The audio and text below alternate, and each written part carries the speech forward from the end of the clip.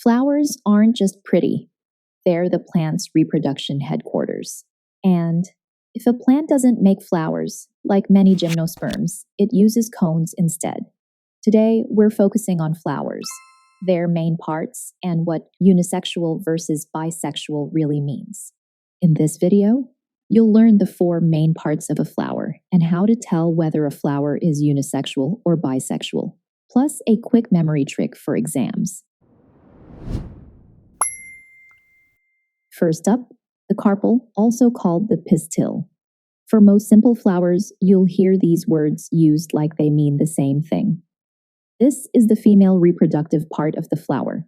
We call it female because it's the part that makes egg cells. A simple rule works here. If a reproductive part makes egg cells, we call it the female part. Next are the stamens. These are the male reproductive parts. And here's a memory trick. Stamen has men in it, so it can help you remember stamen equals male. Stamens are called male because they make sperm cells. In sexual reproduction, sperm cells eventually need to meet and fuse with egg cells. But we'll save that whole story for pollination and fertilization lessons. Third, petals. Their job is to attract helpers like bees, butterflies, and sometimes birds. Think of petals like a big colorful sign that says, "Come here." Fourth, sepals. Sepals protect the young bud before the flower opens.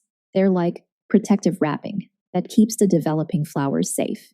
So, the flower has 4 main parts: carpel, stamen, petals, and sepals. Now let's use the first 2, carpel and stamen, to classify flowers by sex. Ready to lock it in? Tap the link for study guides and flashcards on this topic so you can keep learning without missing a beat. If a single flower has both the carpel and the stamen, that flower is called bisexual because it has both sexes in the same flower. If a flower has only one, either stamens or carpels, it's called unisexual. Example of a bisexual flower, lily. You can spot the carpel in the center and stamens around it. Both are present, so it's bisexual. Another common bisexual example is hibiscus. Even if the center looks more complex, the key idea stays simple. You can still find a female part and male parts in the same flower. Now for unisexual flowers. Some plants make separate male and female flowers. One flower might have only carpels, making it a unisexual female flower. Another might have only stamens, making it a unisexual male flower. Here's a memory trick.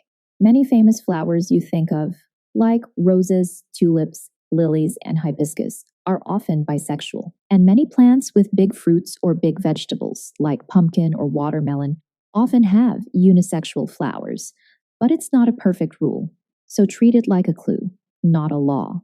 Let's fix a misconception. We don't write big fruit equals unisexual as a guaranteed fact. It's just a shortcut to help you remember patterns, and there are exceptions. We've covered the 4 main flower parts and how bisexual means both male and female parts in one flower, while unisexual means only one. Now, let's practice. Imagine 3 flowers. Flower A has both stamens and a carpel. Flower B has only stamens. Flower C has only carpels. Which one is bisexual and which ones are unisexual?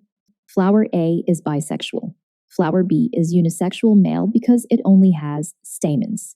Flower C is unisexual female because it only has carpels. Here's the fast checklist. Step 1, look for stamens. Step 2, look for the carpel. Step 3, if you see both, it's bisexual. If you see only one, it's unisexual. And remember, petals and sepals support the mission. Petals attract helpers. Sepals protect the bud, while stamens and carpels are the key players for classifying sex in flowers. To recap, flowers have 4 parts: carpel, stamen, petals, and sepals. Bisexual flowers have both carpel and stamens in one flower. Unisexual flowers have only one, so they're either male or female. Use the stamen and carpel checklist to classify fast. Now that you've watched the video, let's see how much you remember. Head to the link in the description, where you'll find Quizlet content made just for you.